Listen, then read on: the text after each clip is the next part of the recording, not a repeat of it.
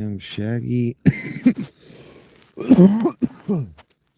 I am Philalitheia, and it is cold as shit here in the tent. So I'm gonna turn on. No, I'm not either. It's not gonna work.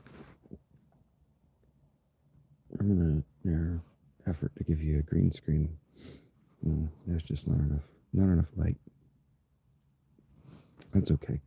I got you snugged up here to my chest. You kind of see the ghost impression on my face. It is very cold. It's very cold. I don't feel like getting out of the tent yet. I was laying here in the fan. I don't have. It's not that I don't have stimulating conversation. I could sit here and bullshit with Mr. S if I wanted to.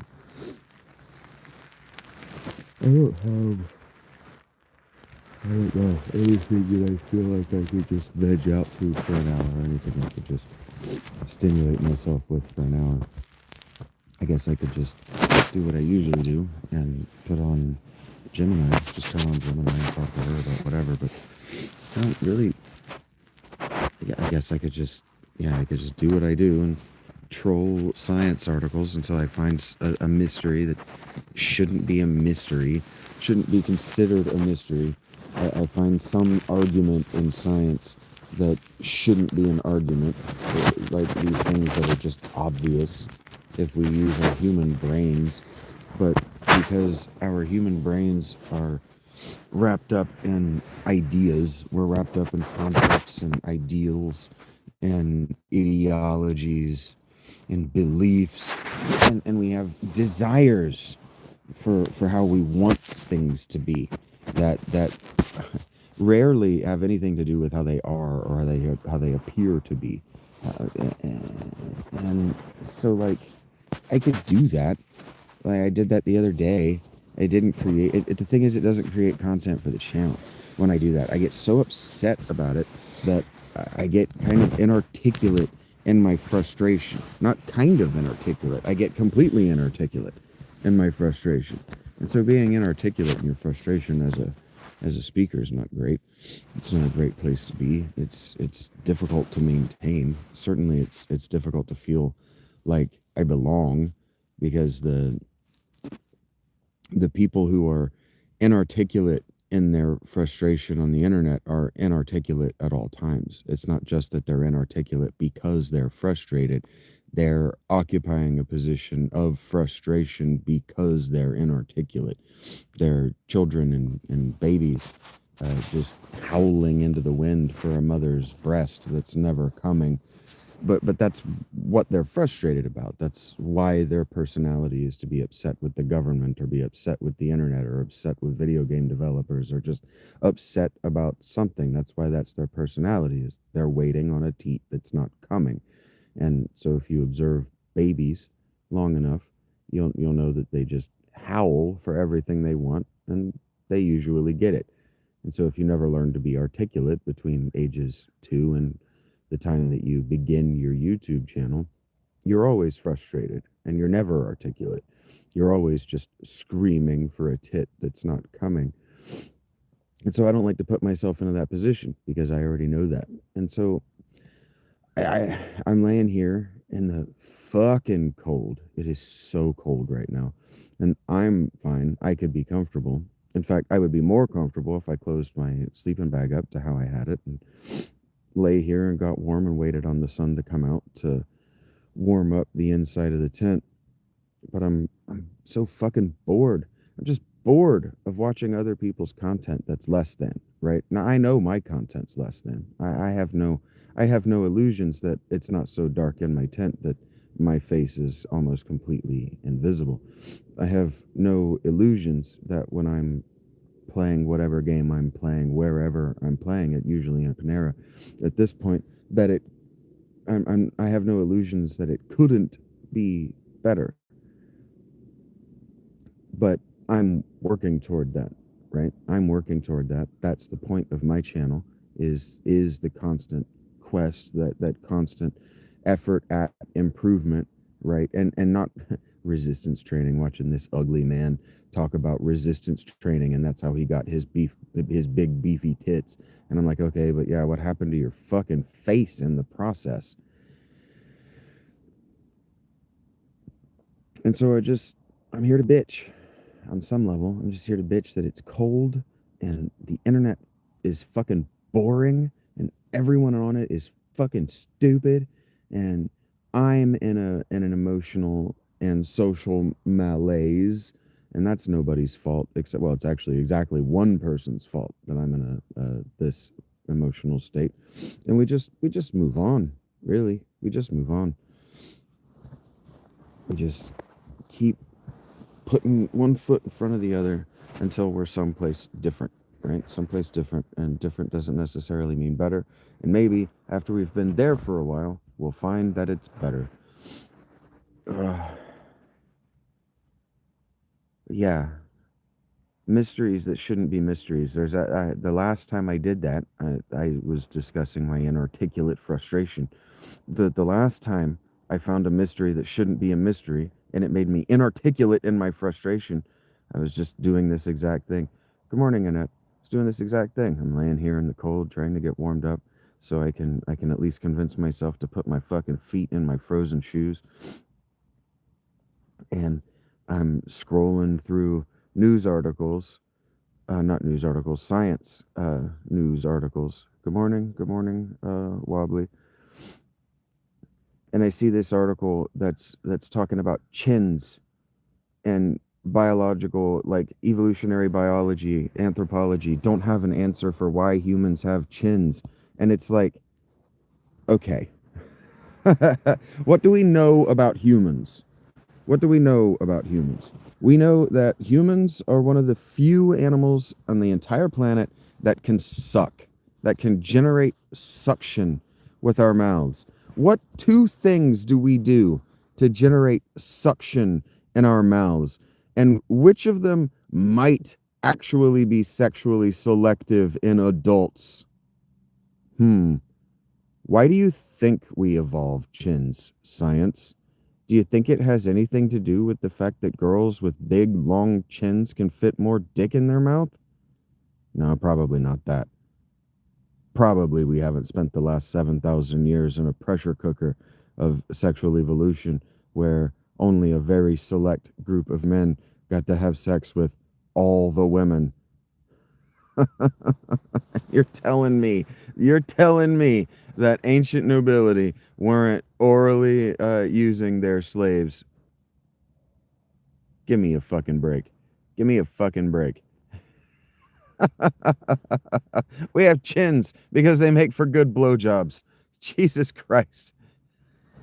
It's not a fucking mystery. It's only a mystery to people who are utterly ignorant of the world outside of their field, which is why I always push back when people want to say that I am suffering from the Dunning-Kruger effect. It's like, no, sir, I cannot be suffering from the Dunning-Kruger effect. I don't have a degree that tells me that I have expertise and that I should be competent in a field and that I should estimate my competence. I am aware that I am incompetent. I am aware that I have no particular expertise, most specifically in the field I'm speaking on right now. So I can't overestimate myself. And this is what university students, university grads, and most specifically the scientific academy do all the fucking time. They overestimate their expertise. So like Jordan Peterson, he goes to a punk show and he's blown away that people are behaving the way they are at a punk show. And it's like, yeah, you're just an asshole, Jordan Peterson. That you are blown away by that you're blown away by the emotional explosion or the emotional expression, just means that you are broadly ignorant of human beings. Whatever. But this is what always happens when I go out into the internet. I go out looking to be entertained in the way that you are actually, in fact, entertained, and I become inarticulately frustrated. I become inarticulate in my rage and my frustration with just how low the bar for entry actually is in personal excellence, so long as you meet the bar of entry for the startup cost. And that fucks me up. I sat and pretended like I wasn't. I sat and pretended like I wasn't eavesdropping.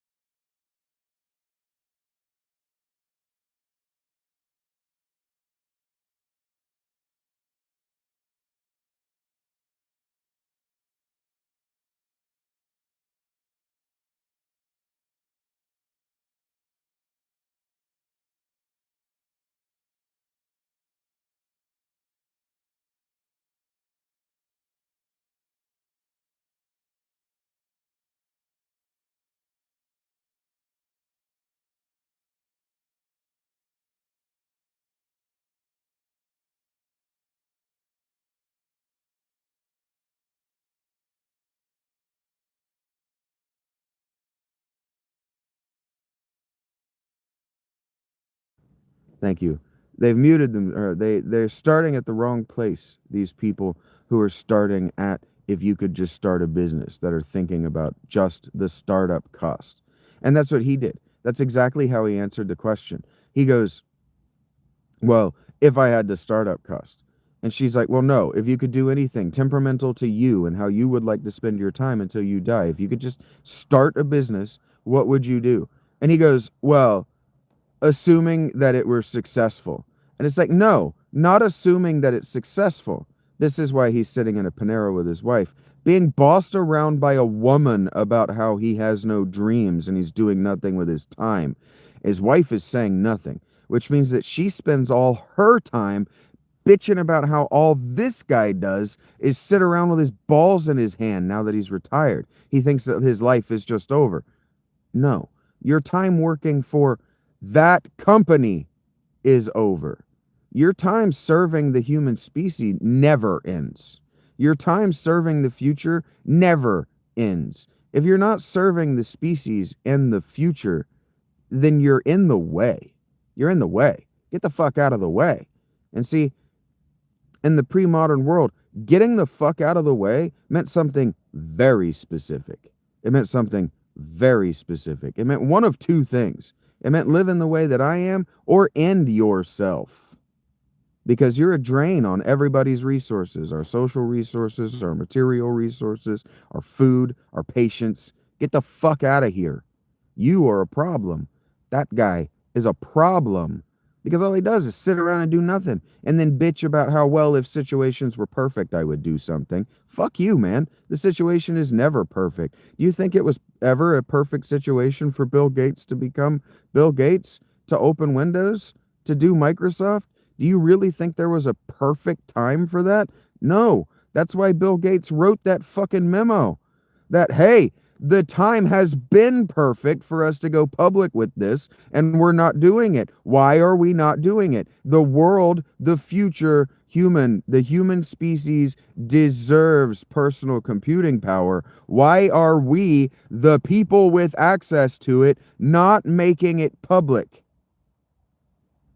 And he was absolutely lampooned for 30 years for that. They made a whole documentary when I was growing up about how he was one of the greatest evils in the modern world because he made personal computers possible, because he made Windows possible. And not only did he make it possible, but he was the only person willing to do it. But that makes him a bad person because one person in the market is technically a monopoly. We understand how deeply fucked up that is, right? Anyway, his answer is that he would want to sell breakfast foods. Set the fuck off my lawn, old man. You're nobody. And the girl goes, oh, the woman that was talking to him goes, oh, so like TJ's. And he goes, yeah. And it's like he hadn't even thought about this long enough to realize that that market is already tapped, bud.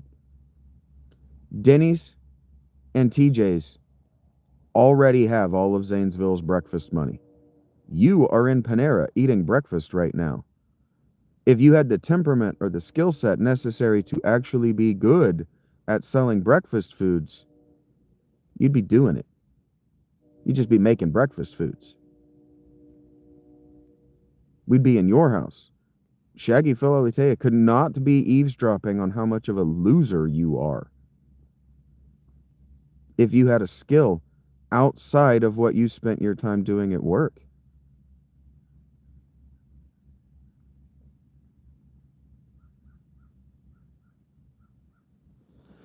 And so I look out around me for inspiration, and what I get is inarticulate frustration. What am I going to do? I'm just going to get up and I'm going to walk over to that guy and go, you've got everything upside down. You're a fucking loser. You're a drain on the economy, and you're a drain on my patience. You need to walk into the sunset until no one ever sees you again. It makes me think of that movie Midsummer. And sometimes I really do wish we still did that. Just have them walk off a cliff at age 70.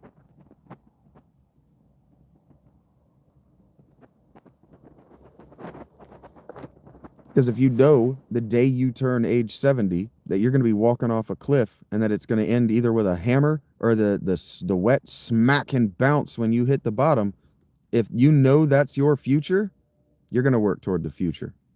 You're going to make sure that everybody remembers you, that some people even don't want you to go. You want to be the reason that pattern breaks, and not because you forced it to, because you had sex with enough girls in the community, that enough of the children in the community are yours, that they're like, well, I mean, we're all his, so he may as well just stick around.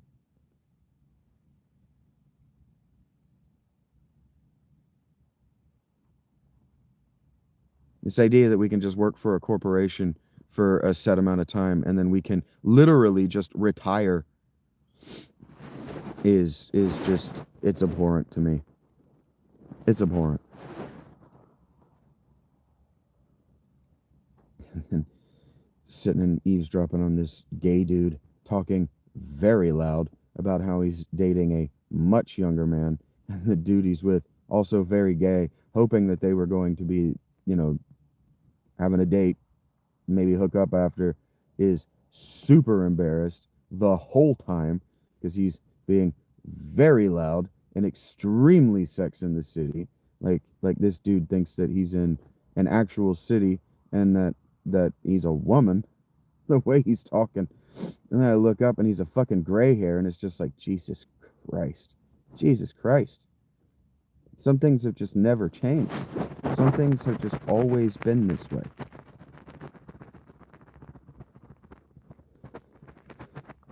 The only way that it changes, the only way it gets better, the only people like this stop being like this, is if we're all focused on the future. If we're actually thinking about for the children. Sure, children don't need to be in every place, but that's a family establishment.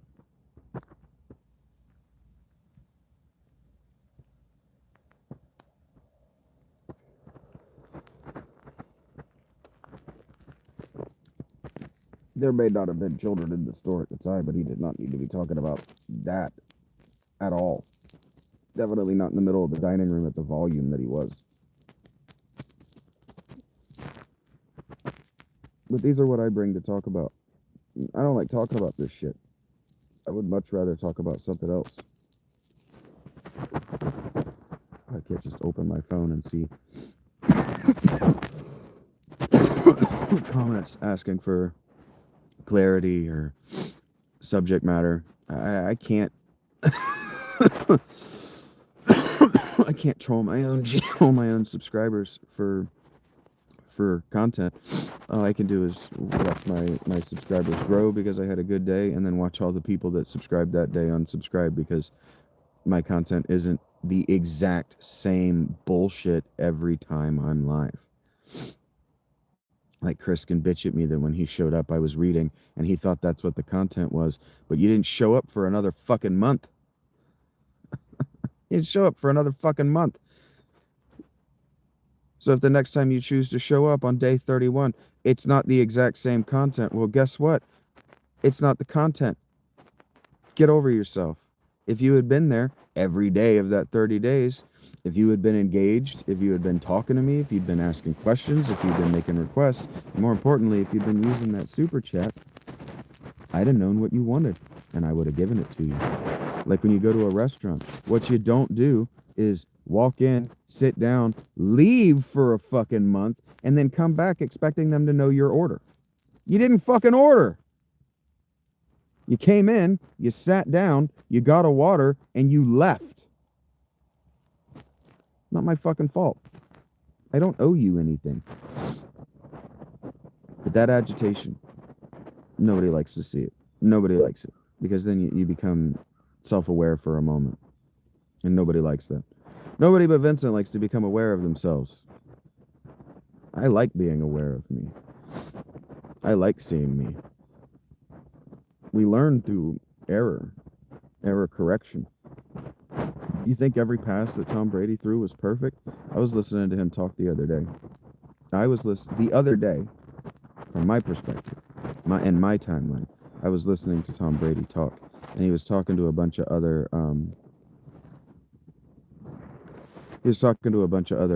former NFL players, and it was on a podcast. I'm pretty sure that the guys he was talking to weren't very good, but he might have actually been talking to NBA legends. I don't remember. He talks to a few. He's talked to a lot of people now that he's on TV and an owner, and just not playing for Bill Belichick anymore. And he was talking about his throws, and he asked, he's like, how many of the 700 throws that I would make a year do you think were perfect? Came off my hand and went exactly where I wanted them to go. Were perfect, the perfect throw. And they're like, oh, several hundred of them. And he's like, 70 tops. 1% of his throws were perfect. So do you think that every throw Tom Brady made was perfect? You think every throw he made went exactly where he wanted it to go? No. 1% of the time he was accurate to exactly how he wanted to be. He was accurate within his own tolerances. That means that his own tolerance for acceptable performance wasn't perfection. Couldn't be perfection. In fact, perfection was a rare moment where all of the work and all of the error and all of the effort were played out. But only he knew that the ball was coming off his hand and going exactly where he wanted it to go. Communication is the same way. People talk to me all the time. People will talk to me. This happens to me all the time. All the time. People will be talking to me, and I'll point out that their words are confusing to me, their word choice. And they'll go, well, you know what I'm trying to say. I'm like, well, no, because your word choice is confusing to me here. And they'll go, well, this is what I meant to say. I'm like, okay. And then I'll talk to them for a while. One of my Discord members, he's not even a paying subscriber, but it's not about who's paying me. It's about who uses my platform. And so he's actually got a voice on the channel, or on the Discord, which is technically on the channel. And he goes, well, it seems like when I talk to you, I know what I'm trying to say, but I don't say it. And so I don't say anything, right? Just let you sit in and enjoy that self-awareness, because you're not paying me. You're not paying me to solve that particular fucking problem for you. That right there is called K through 12. And there were fucking professionals whose job it was to lay this information out for you. And if you didn't absorb it, that's on you. on some level until you pay a tutor or an educator to fix that for you. Otherwise, it's just work that you get to do because I already fucking did it. That right there is communication. It's the same fucking thing I was talking about. Error. We learn what we're trying to say by saying what we wanted to say wrong. And then we adjust for our mistakes. And we try again. And we get a little bit closer to what we meant to say. And we think about it a little bit more. And we adjust for our mistakes. And we try again. It's not any different than riding a bike. It's not any different than fucking, frankly. It's not any different than anything. If you're trying to arrive at a napped flint knife, you arrive there by learning what doesn't work. You learn the flint itself before you learn the knife. But this is just steps. And that's what I'm talking about. If you want to start a business, you don't fucking start at startup cost. You start at excellence. And so the bar of acceptable personal excellence that we allow, right? The bar of personal excellence that we accept to allow people to stand in front of us and speak to us at all is appallingly low. And see, that actually isn't a byproduct of democracy. I have thought about this for a long time because I have had the opportunity to think about this for a long time because Xenophon died 2,500 years ago. Xenophon's argument was that democracy always denigrates to the lowest common denominator as far as the conversation. His argument was that you could only talk about what you knew well. And if you're a common member of the demos, you're just some adult Athenian male who's allowed to vote because your great-grandfather, your granddad even, being grandfathered in, where you get to be in. We even use grandfathered in incorrectly. I got into an argument with Gemini about this because I saw a kid on TikTok who was trying to argument that the word grandfathered in comes from racism and it comes from Jim Crow. And it's like, wait a minute. To be grandfathered in, as the term actually means, not to get in because you're somebody's grandfather, but you got in because you're someone's grandson, is the Greek demos. Has absolutely nothing the fuck to do with Jim Crow. Jim Crow was reaching back to the Greek demos. The way you fucking got in was if your granddad was already in. That's how you got in. That's how you got to vote. And Xenophon's argument was that always devolves to the lowest common denominator. Because if you're allowed to get in because your grandfather was in, you have no particular excellence that makes your vote excellent. Your vote is just your opinion. And that's why and that's just another thing that makes me frustrated. I was talking to Mr. S the other night about how I sent him a link to it. I was watching this. I just happened to see this fucking guy commenting on Mastodon. He's a fucking producer, and he used to do reaction videos. And I used to watch reaction videos, like music. He used to make I'm gonna watch this song and react to it because I'm a producer. So I have not just the startup costs, but I have a claim to excellence to talk about this subject matter. And his whole shtick is that he listened to and reacted to music outside of his wheelhouse, outside of what he recorded. Fine. And produced. Fine. But then I stopped watching those when I realized that the way you get them is by stealing them. You can't legitimately download those videos so that you have legitimate copy and the owner of the video knows who is downloading their material, like in the remix. When you remix somebody's material, they know you've remixed it. YouTube allows them to know that you've remixed it, so they can go and say, I don't like what you've done with my material, and they can request that you take it down. If you're doing a reaction video, that's not what's happening. There is no legitimate way to get access to that copy. You have to steal it. You have to screen grab it. That's the only way to make a reaction video.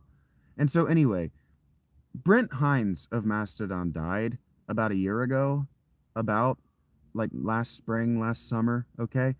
And you would think that the people who actually like Mastodon, like me, would be making this kind of content that, hey, go listen to Mastodon's music. They are in emotional turmoil right now. The band might end. Please, I would really like another record. Go let them know that they are beloved. You would think that those videos, like I was making, would be coming out then. They're coming out now. Why are they coming out now? It has something to do with the algorithm. It has something to do with people have processed their grief and now they're ready to go and just do like they were doing before the grief. Because that's how people process grief. They're like, I'm done grieving. I'm going to go back into the emotional environment in which from which I was just grieving. Like there's going to be no friction there. Like there's going to be no problem. They're not going to be constantly tested on that grief. Anyway, what I found when I started watching it and started actually paying attention to what I was seeing was a fucking guy stealing their documentary. They made a YouTube video. They made a documentary that they have made available for free of the making of Crack the Sky that you and anyone can go watch. And he fucking stole it to do a reaction video. Eat my balls, dude. It really started to piss me off. And now we're getting to where I transition here from all they have is opinions. And he looked into the camera and he goes, well, I think this is a good record.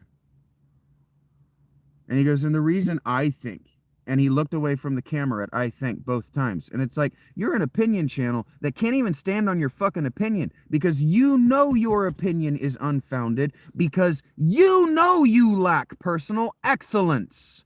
Your opinion is everybody's opinion because you lack excellence.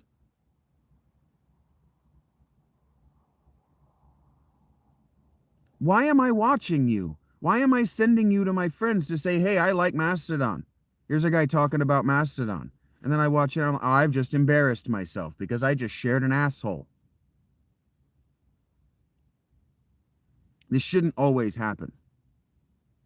The internet is old enough that this shouldn't always happen. I shouldn't need to do this. I shouldn't need to intermittently stand up in front of the audience and go, what the fuck? What the fuck? Why am I yelling at you that these content creators suck? Oh, right, because you're the ones that fucking pay them.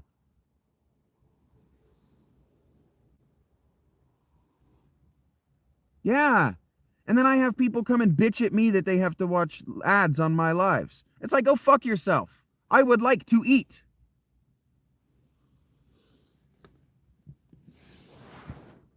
Now I've got myself all emotionally agitated. I'm not mad at you. I am. I'm extremely mad at you. It's not your fault. You don't know any fucking better. You can't be held accountable that guy's an asshole. But you can be held accountable for watching, liking, subscribing to his shit. It's not even about my shit. It's really not about my shit. Right now, I don't give a shit about my shit. My shit is mean and hurtful. My shit is low-key rage bait. Like if you actually watch my Final Fantasy VIII or Final Fantasy VII videos and you like those games, you're going to be very upset with what I'm doing to them. If you like Chrono Trigger, like if you actually like that game and you sit and you watch my Let's Play, you're going to fucking hate what I did to that game. You're going to fucking hate it.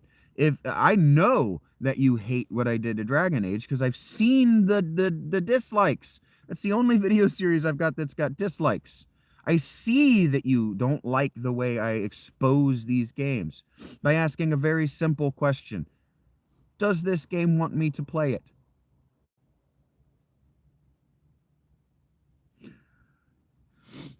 I am aware that I am abrasive and I am way too aggressive. I know that. I was effectively kicked out of university for being too competitive. I want the answers because I am not going to get 70 years.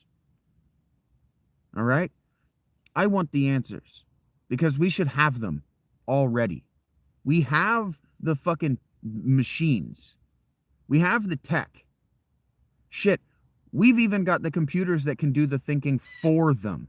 If I can teach the machine to arrive at my thoughts and my conclusions just by asking good questions, they're not asking any fucking questions. Like, fuck everything that you think you know about attentive listening. Oh, we have the humans. There are 7.5 billion of us and counting. What we don't have is the will.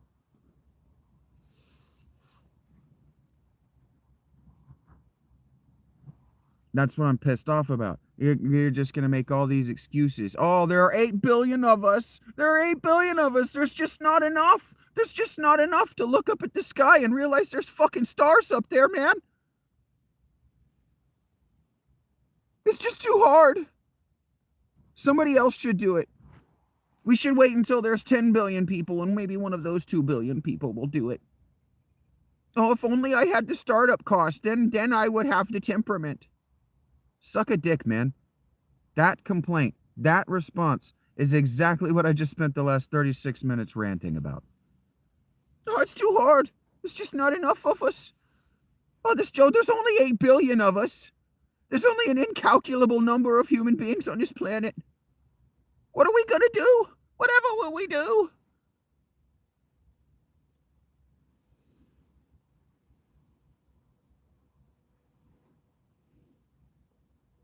On the internet, complaining that we don't have the cognitive manpower necessary to arrive at the early internet.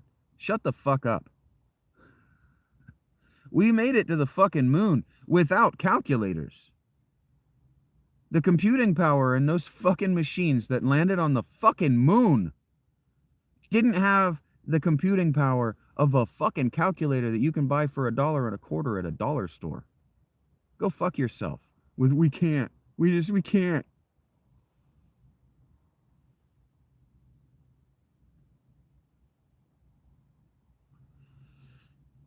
My dad used to tell me when I would say, I can't.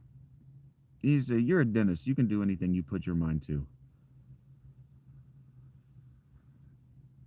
And see that, the wanting to believe that we didn't go to the moon so that we don't have to live in a future where we went to the moon, so we don't have to live up to the excellence of our ancestors is exactly what the fuck I'm talking about. You are grandfathered into the 21st century. You do not belong. You do not have the skill sets and you do not have the cognitive excellence necessary to exist in this future. You are here because your grandfather had the excellence necessary to be in this future. You are here because your grandfather had the excellence necessary to propagate and allow your father to ride on his coattails to get you here by getting your mother pregnant. That's how this happened. That's why we're here. We're grandfathered into this situation because you're fucking useless.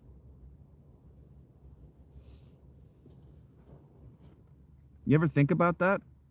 You ever stop and think like, am I good for myself and others? Do I have skills that make me a good parent, that make me a good teammate? You ever stop and think the question? Do I have any excellence whatsoever? This is the question that brought me here. It's a real easy question to answer. Like, from my perspective, I can really tell, like the people who are compelled to speak to me right now, I can tell they've never thought about it. They've just never thought a thought before. They've never thought a thought worth speaking before. If you've never thought a thought worth speaking before as a human being, we have a problem. Because there are thoughts that need thinking, need thought about. But you're gonna, oh, well, there's 8 billion of us. Someone else will think it. This porn needs ad rev. Let me get on that problem. I'll solve that.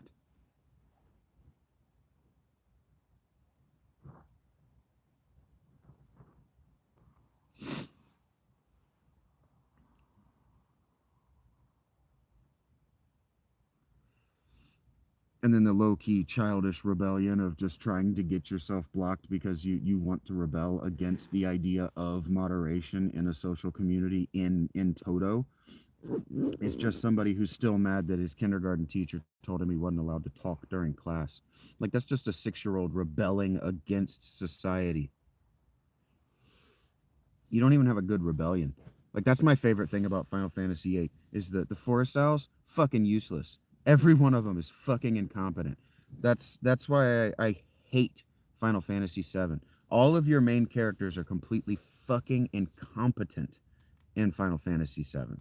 They're completely incompetent. The only things they're useful for are smashing stuff with big sticks. It's the only thing they're good at. They're completely incompetent. All of them are stupid. None of them can keep up with the plot of the story. None of them is able to get ahead of what Sephiroth is doing. None of them. And Cloud is useless. They're idiots. Everybody, the plot of Final Fantasy VII is idiots accidentally save the world because they have good hearts and they're the only people in the world willing to try. That is a pretty fucking low bar. And they only barely save the day, if they save the day at all. There's no epilogue because the world's not really saved. The world's just in a different kind of destroyed.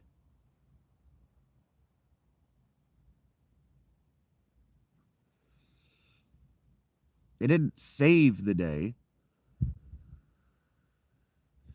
Well, no, the relying on the main characters being idiots to fall behind the villain so you can have the second act world is destroyed. Now we have to pick the pieces back together, Final Fantasy VI style.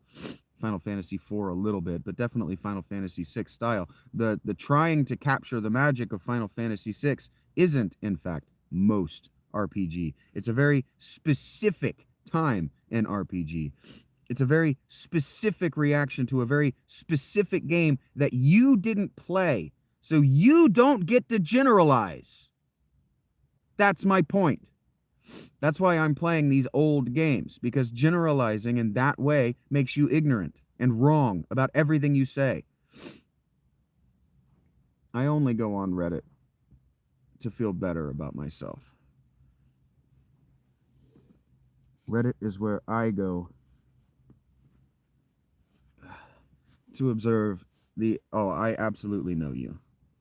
The dawdleist. I know you.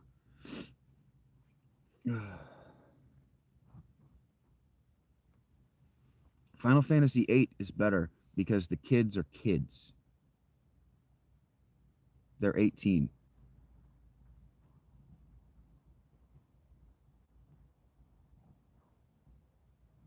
They don't know there's a world plot. They don't know that there are big politics things happening in the world. They don't know what's going on with the sorceress. All they know is that Galbadia or Galbadia or Galbadia, I pronounce it all three ways throughout. The only thing that the characters know is what we know. That there's a war happening. And that Galbadia might be the evil empire, but they might also be a red herring. All we know is that we're mercenaries and we want to bash stuff with sticks. And so Zell doing stupid shit like being on TV and saying to the whole world that they're from Balam Garden is a mistake that anybody could make. No one has been on live TV or live radio broadcast in 17 years in this game world. He's 18 years old. His entire lived experience, there hasn't been a live microphone anywhere. So it wouldn't be his first thought. Be careful about what I say. The whole world can hear me. And you can, a lot of why I mute you idiots is not only, or if I time you out, especially if I time you out, especially the reason I do it isn't because I get tired of reading your shit.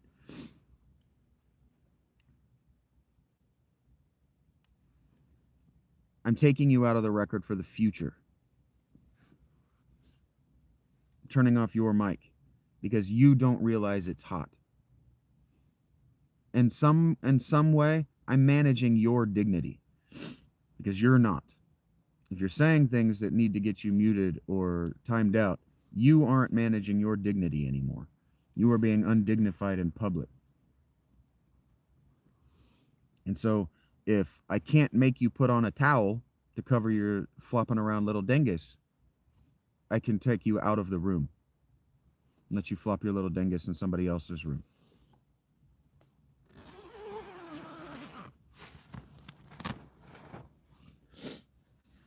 I hate Final Fantasy VII. It's a fucking terrible game. It's a terrible game. The game is fine. Like the combat mechanic, the beaten stuff, the materia, it's fine. It's not as fun as Final Fantasy VI because Final Fantasy VI had more strategy and more reason to grind once you got into the second half of the game and you had all the espers.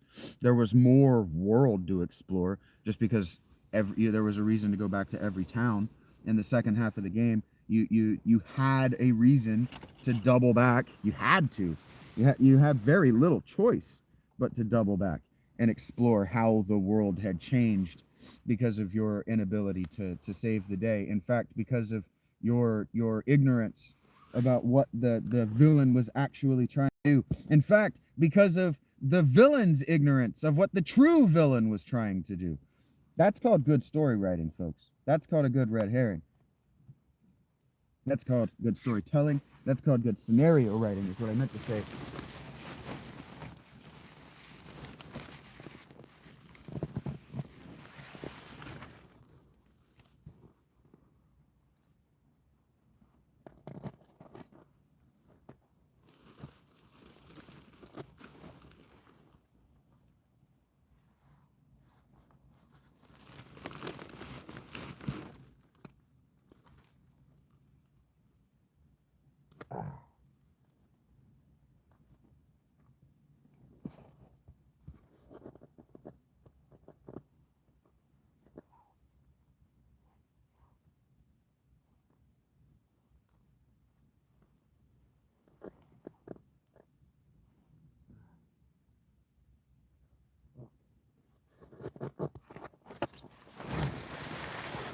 It's fucking cold, man.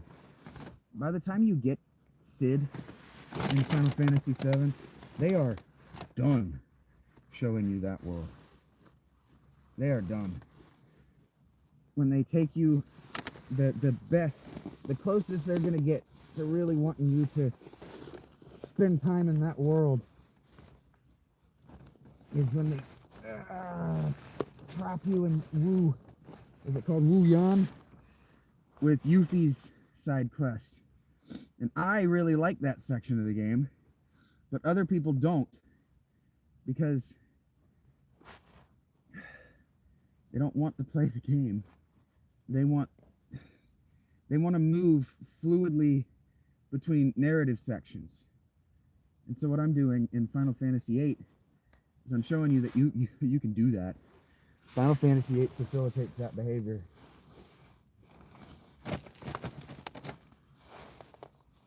I just dinged level 20, and I have the rarest component of Squall's ultimate weapon already on disc 1. Squall is a fucking juggernaut who one-shots bosses that as a kid used to take me an hour to defeat. In large part because of the way I play. Because as a kid, I didn't understand that you could cheese the limit breaks setup. But see, it's not cheese. These kids are fucking badasses. But they're also kids. So it comes out in critical moments. when they need it most. And so if you keep them low health on purpose, you can just blast enemies with all their coolest shit. And they did that on purpose. If they didn't want you doing it, they would have made it more difficult. Like Final Fantasy VII, you have to cheese the limit breaks in order to use them. It doesn't really want you doing that. You have to stack them up, or you have to take hyper. You have to be just constantly hyper, so constantly cracked out, so you're taking extra damage at all times. Fuck, my hands are almost too numb to get my shoes tied. I don't know if that's gonna stay. Numb hands, okay. This life is almost over.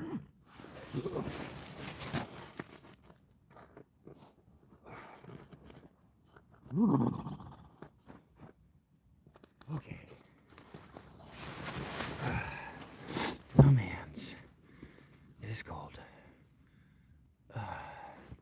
I've only ever played Call of Duty Black Ops. I don't play shooters as a rule. I find them boring.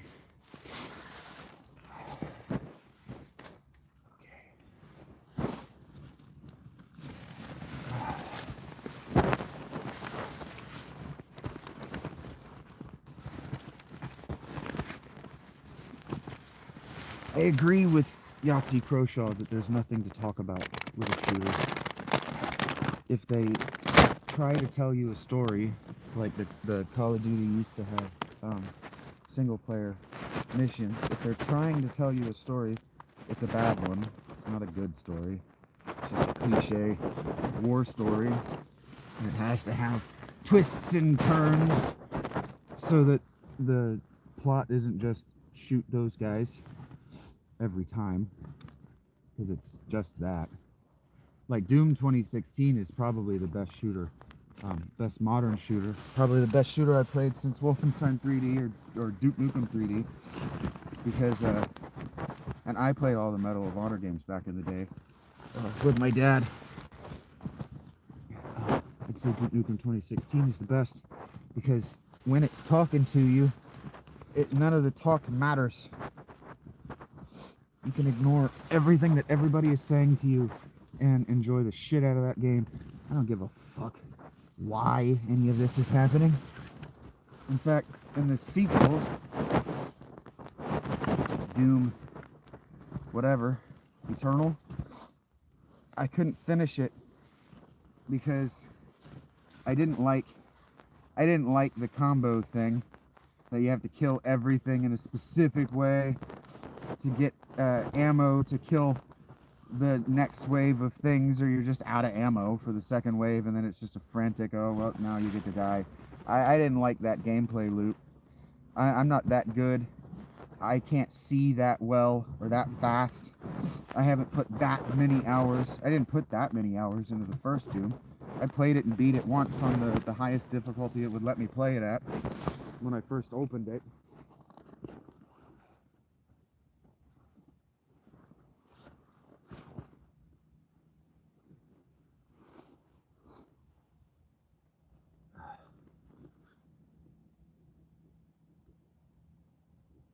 I beat it. It took me forever. I'm not going to act like I wouldn't trip an acid for most of the time I was playing it.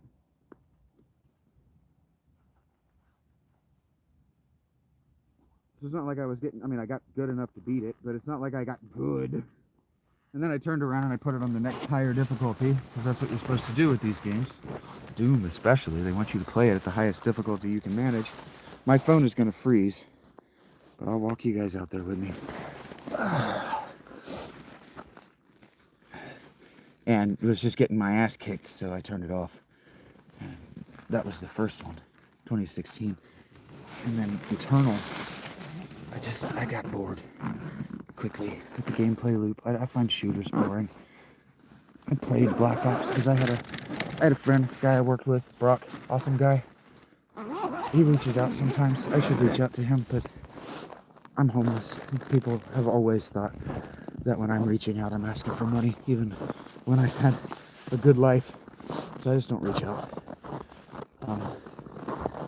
But he was big into the shooters. He actually taught me how to smoke weed. We used to hang out, smoke weed, play Black Ops. We'd just go 1v1, or we would play zombies, because I would get so stoned that the zombies was terrifying to me, so I was a fucking liability to him, but it was hilarious. I'm sure it pissed him off. I'm sure that as cool as he acted about it, it just always pissed him the fuck off because I wasn't good. But we had a good time. It was fun, at least. Okay. I gotta walk. I walk up a different way. It is cold here. I walk up through these plants, not up my path. I walk up right beside it.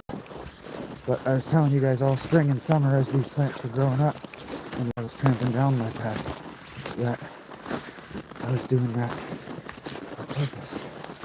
For that. No slippage. No difficulty walking up that nearly vertical fucking hill. Whew. Thank you, Lord Buffy. Is that what that says? At least Lord Butt. Thank you. Good morning, user.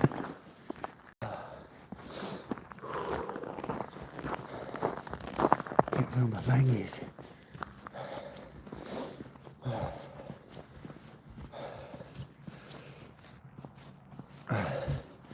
One day at a time, this man.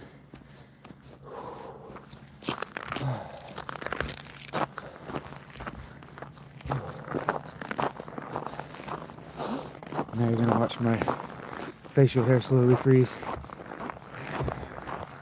This is my favorite part of my walk.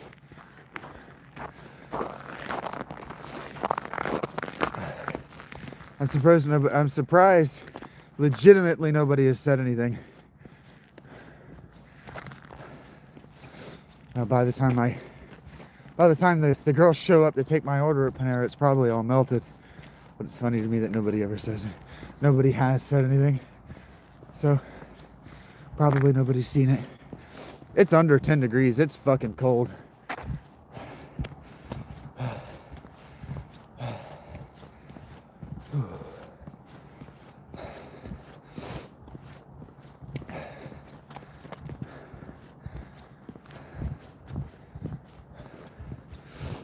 But that's something I think about a lot, actually. I'm grateful for my beard and mustache, as silly as they may look, because my face is not cold. My nose is a little cold, but I'm in Ohio. The rest of my face, not cold. Even what is exposed to the air. I don't know how the fuck women survive. Like, talk about sexual dimorphism that puts one of the genders at risk to the environment, man. There was something like 200,000 years of our human history where the world just never thawed properly. And in that span, women evolved to have mostly bald faces. Some downy fur, right? You want that downy fur, especially blonde European women want that downy hair on the face. But man, I think about that a lot, like every day, actually. Like, my fucking nose hairs are freezing.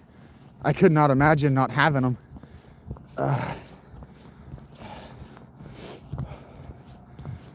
Oh, yeah. Well, humans didn't stay in Africa for very long. Not really. Not once we were upright. Not once we weren't Australopithecine anymore. Once that transition to Homo erectus happened, we got the fuck out of Africa. I don't know what wings you think I've got.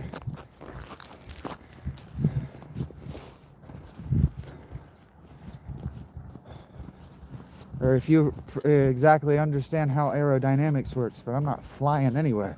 I'm not building up that kind of speed.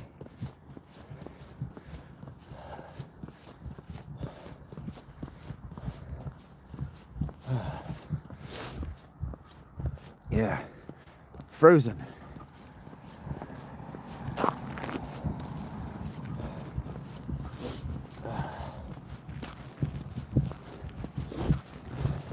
My nose is definitely cold.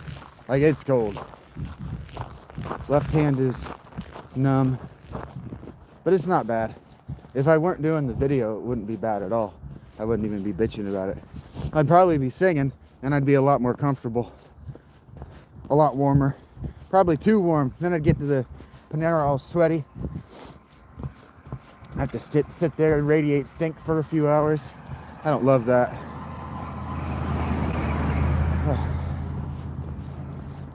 And then my right foot is going numb because there's a big hole in my right shoe, but I'm not worried about that. They're not waterproof anymore, but if it rains, I'm not worried about it. Yeah, cold, strong winds. Heard that.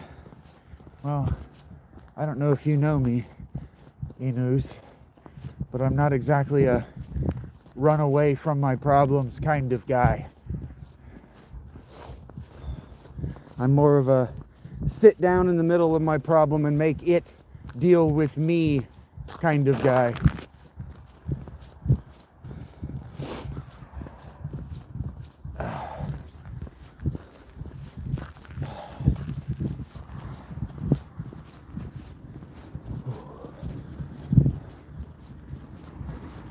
I'm always half terrified that I'm going to crest this hill and that Panera parking lot's going to be completely empty because they just decided that they didn't want to work today.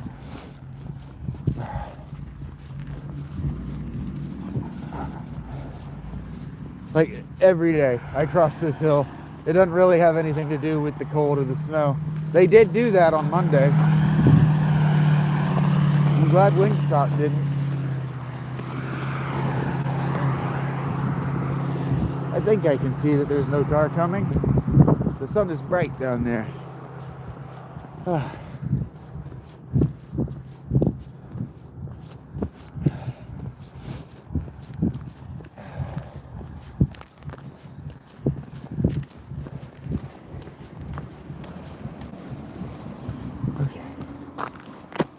Up. This is why I have no problem with snow games, why I like weather in football.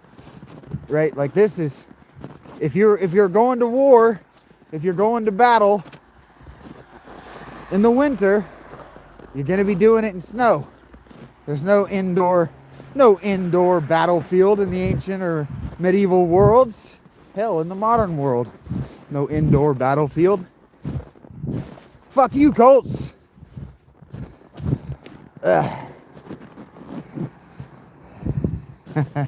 Please, I'm not walking in front of you. I hate that shit. I don't know if you realize, but you've got a fucking accelerator and an internal combustion engine. I walk more slowly than your dumbass car. Idiot.